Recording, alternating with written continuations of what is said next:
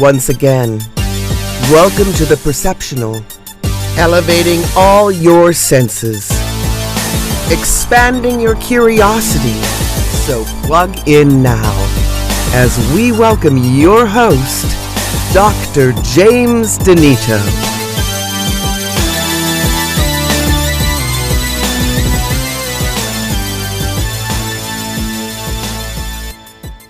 Welcome back to the Perceptional. Episode number 7, it just keeps getting better. We're going to have some trending topics to kind of start each show up. And what is going on this week or so? Dying old people. Not that that doesn't happen all the time, but when they tend to be in your face all the time. We lost a senator, 90 years old, Dianne Feinstein. But what I notice is that you're still not going to impress me if you're not over 100 when you die. And for all of you out there who are just sure that our leaders were drinking the blood of young children to stay young and cut the aging process, not only are they not doing that good, but even their minds are deteriorating left and right. Hollywood ain't doing too good a job either as to what they have been the elixirs they're taking. Some of these actors, unless they're pulling their face back with artificial surgical procedures, I'm still not seeing a lot of impressive anti-aging out of people. But we're here today to talk about that. We're talking about the amazing advances in medical science of stem cells. Now, I'm going to say that medical science has overall done a really poor job of advancing healthcare. Matter of fact, the famous author Aldous Huxley, now deceased, 50 books or more that he wrote, a deep philosopher, science fiction writer, etc. He made an interesting quote. I wrote it down before he died, obviously. And so how far back does this go?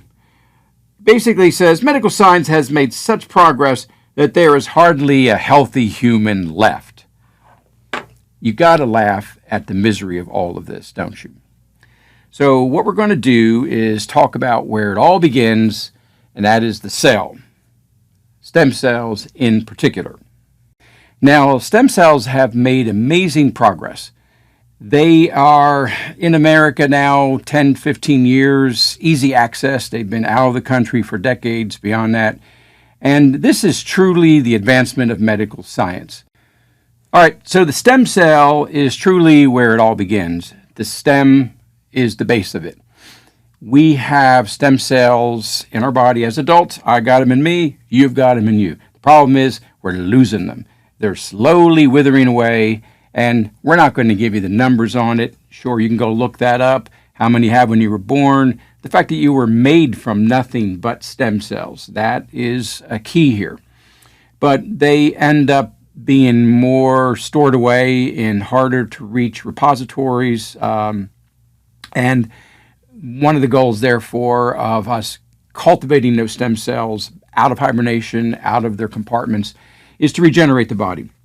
We can look at aging as a degenerative disease, and we can look at the mechanisms of degeneration as a failure of your immune system to keep up with the threats to the human body.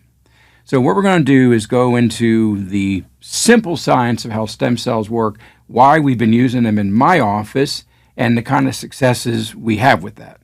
Now, the cell, the single smallest unit of life. Biology truly begins when you have the foundational building blocks, the cell. A cell is conscious. Yes, that's where it all begins. There's plenty of papers on science and deep philosophical constructs to prove this point. But let's define why it's conscious and how there's a collective consciousness of all the cells and the fact that stem cells have their own form of conscious. There has to be a boundary first, and that is what a cell is. It is a variety of things, chemistries, and mechanisms, all surrounded by a boundary. And that boundary defines not me and me, outside, inside, the external environment, internal environment, the compartments. All of these things are in some form of balance. And it's the mechanism of that cell to find a way to survive. And that survival has to be based on what does it see on the outside? How does it interpret the environment around it? The interpretation of that environment allows it to respond, anticipate, and ultimately defend itself before it reproduces. So anything that can therefore interact with its environment, anticipate it, is a form of consciousness. So a rock doesn't do that. A plant does. It's made of cells, and even one single cell of that type of vegetation will also show you it has a form of consciousness. Not a conscience with an N. That's a whole different thing, that us humans are supposedly the only things on earth capable of having that. And we've seen many people without a conscience as well right now. So the cell is the beginning of consciousness, and we have 35, 40 trillion. Take your pick. The number changes all the time. It's kind of like how they change the number on the Spanish flu. You'll find 5 million dead in some records and 50 million in another. Whatever suits your narrative to get the fear going or whatever you're trying to accomplish with that dialogue. So what we're going to do is talk about the cells that we were made from, the stem cells, and we're going to get into the different types of them and why we need more of them from an external source. Now, where do our stem cells live? Are there stem cells on my skin right here that I just brushed off with millions of other discarded cells? Maybe, but where they live the most is inside of the bone marrow, and especially some bones more than others. The long bones of my arms, not so much as the spinal bones and the pelvic bones. Are there some in my liver? Yes. Are there some in my muscles? Yes. But their concentration is stored deep in those reservoirs, especially where there's going to be a decent amount of fat in there too. The migration of those cells, how do they know when to come out and where do they go? That is something we'll get to in a few minutes, because again, part of that is the consciousness of the cell, and part of it is just pure cell signaling and attractor basins, so to speak. Like what makes something want to flow, move towards something else. Sometimes we can say it's gravity that attracts it and pulls something along. That's a force. We might say something's pulled by magnetism. That's a force. But there are other forces that can attract things into its vicinity, so to speak. So our cells mostly are deep inside of our body. Now, are there vitamin products? We'll use that word broadly here. Are there vitamin products that can migrate the cells, accelerate their migration, especially out of those reservoirs? And the answer is yes. And we discovered that because I've helped put some products on the market in some private label consultations I do. That the way to do that has been dominantly twofold. One is to recognize how do we stimulate the bone marrow, and if I'm already trying to do that when I have somebody with osteoporosis or any form of other bone repair like a break, then I know the nutrition for that. So wouldn't it make sense if I'm stimulating that bone marrow that I might get some leakage and more accessibility to the reservoir in there? Yes. The other way is through stimulation of telomere regeneration. Telomeres are a term in genetics, and basically it describes the volume, the size of the remainder of your genetic library. Now let's use the metaphor of a regular library, because that's really all your genetic code is a vast repository of information that the body can go in and out of and use that for various mechanisms. A library, though, that has poor maintenance, librarians not doing their job, what you're going to see is the library will start to lose books, its data. It will also start to maybe get it misfiled. It may get damaged books, and a variety of other things that start leading to the inefficiency of retrieval and usage of that information. That's what happens to your gene code. And we can measure that. It's called your telomeres. So if we measure the length of DNA and we get a step-back view, we call those the chromosomes, and we have 23 pairs of those. Those can be measured, and the shorter they are, the more they've lost that information, as they're called your telomeres. So as we get older, our telomeres shorten. You can actually measure them, and if you find out that your telomeres are shorter than other people your age, then we can say, well, you may be 50 on the calendar, but guess what? You got the genes of a 60-year-old because you've lost more. They're shorter. So nutritional products have come on the market to help the body repair that stuff, and there is a mechanism for that. And as we found, you get into telomere repair, you actually see stem cell activity involved in that, and that coaxes them out as well. there is some commonalities to those two systems, waking up bone marrow and waking up your telomeres and regenerating them. And what we found when we put stem cells in people through a little IV push, we find your telomeres get longer. We find we can put 5 to 10 years back on the clock with 2 cc infusion into the body. Now, I don't know how far back we can push that clock. I'm not going to say that if you took stem cells every month that within a year or two you would be a 10-year-old again. We're not sure of those limitations, but it is an interesting observation that we're seeing right now. So let's just say that we're going to go beyond that limited ability to stimulate your stem cells to come out of hibernation. And so now we're going to go to what they call autologous, meaning self stem cells. This is where you get a needle and you stick it in somebody's fat, take a bunch of that fat out, put it in centrifuges, concentrate those cells, the stem cells out of there, and then put them back in the body somewhere else. You can actually go to someone's blood, take enough volumes of blood out, and get some of the cells out of there. However, there's a lot more in the fat. But what we said was they were all in the bone. So what you really got to do is you got to punch a hole in the bone somewhere, your sternum, your pelvis, take all that aspiration out, put that through sophisticated centrifuges, and then put that back in. The only problem with that is those cells are still going to have a limited amount compared to if you get some fresh ones donated into your system. They're going to have more fragility, more viability issues. And in essence, those cells have a propensity to go right back to the wound you just created in the bone marrow to try and fix the more acute or loudest call to action, so to speak. Mission critical is like we have a fresh wound, so to speak. So it's almost like moving the chairs around on the deck of the Titanic, the famous saying goes. But people are still choosing that because they're afraid of getting a donation from another living person. And some of this may be religiously driven, and some of it may just be, wait a minute, I don't think the blood supply is safe. Why do I want to take cells from another person's blood? And so here's where we'll get into the really amazing and cool science of the stem cell industry as we know it today. All right, so what do we got to do to get somebody else's cells? We're going to go to newborn babies, and we're going to take their umbilical cord, and we're going to get the blood and fluids out of there.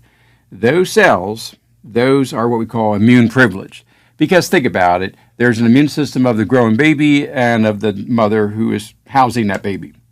Those cells have to be able to be a liaison, a diplomat, so to speak, between those two systems. And so when that baby is born, the umbilical cord is then removed and all of that information is put into the blood donor bag, and hence the process begins. So we have to say, here's how any blood donation should work. You're going to ask a lot of questions of the donor and see where they've been, what kind of risk and exposures those people may have to you. So what we're going to do is we're going to have a lot of information we're going to need to get from the donors. We need to know where they've been, what kind of risk factors we have that might be in that blood. We'll even test their blood on the adults and the blood that comes out of them for dozens of diseases. As a matter of fact, the stem cell industry typically tests for more than twice as many things as does the blood donation industry. So with the purity of the blood established, the next thing is the quality of the stem cells that are in that blood donation. So the way we do that is those cells are taken out and isolated, they're quarantined, and we're going to see how viable they are. And from there, we'll then finally release them after about 60 days. So if someone says, I want the freshest stem cells possible from the moment that was donated by loving parents, because they're donated for the company we work with, they're not paid for those, that's going to be about a 60-day period to give you the highest quality cells. So notice there's no abortions, there's no embryos and fetuses being discussed. These are umbilical cord cells. Now, if you want to see what the world is doing outside of our country, charging more money is using what they call embryonic stem cells. Now, this embryo word is in there, and so therefore let's define that. They can use an old cell line of a long ago aborted embryo/fetus and then cultivate cells out of that, still being done. Or they can take a fresh donor woman who donates some of her eggs, and they'll mix that egg, not with sperm, but with some cells from your body or other targeted cells, start it to grow, and then they'll harvest out of that more specific cells. That can either be a liver cell, stem cell, a retina. These are all the big monies going in stem cell research. What we want to point out here, though, is those stem cells are still more immature than the ones that come out of the umbilical cord. So the further you go up the tree of immaturity, the more potential the cell may have to go into different nooks and crannies of tissue, but the more fickle the body might be at receiving it, rejecting those cells. It doesn't reject umbilical cord stem cells. I said they're immune privileged, but it can reject those that are made embryonically. And also those embryonic cells, if they're not tagged and marked mature enough with your cells, they may even be taken up by some active cancers in your body. Yet, I still have patients of mine going out of the country spending tens of thousands of dollars getting embryonic cells. Now, you can go out of the country and get umbilical cord cells. That's fine. You're still going to spend more for them, or they're going to talk you into taking more cells than you need. And we're finding, wow, what happens with just one session, and let's see what happens by 6 months before we decide we need any more. The most we've ever done on anybody would be 4 times in 1 year, and that's bringing a man back from a heart transplant list. And the recovery is amazing because of what they're doing, attacking the inflammation in his heart. So we're going to go to the umbilical cord stem cells, say that they're immune privileged, we've tested all their purity, and we have a process where now you can still mess things up if you don't have a good quality nurse personnel to put them into the right place, and even the sequence of bringing them out of hibernation of the deep freeze when they put in your body. Any more than an hour once they're defrosted, we start to lose the quality of the cells. So you can see the amazing amount of timing this takes from getting it from the birth and making sure that cord is harvested just right all the way to the moment of delivery. But we do it right, and that's where we get some amazing results with the stem cell industry. At this point, I want to go into the 130 or so different people that we have already administered stem cells through the company that I'm involved in. These stories range from cancer to orthopedic issues. Wow, the things that we're seeing results with. Now, I've been sending people out for stem cells before we made them available with our clinic. We've been doing them over 3 years now. And between me keeping an eye on the literature and patients of mine who went out ahead of time, I'm going to say I've got almost a decade of experience now with what the stem cell industry is capable of and where it's going even. I can say this, that this stuff is almost too good to be true, and my concern is not about the safety factor. We're way beyond that. You don't get hurt putting the product out that we're making available to people. What we're worried about is the medical industry is going to start losing money. You spend a fourth or less of the money to regenerate a knee compared to a knee replacement or other hips like that.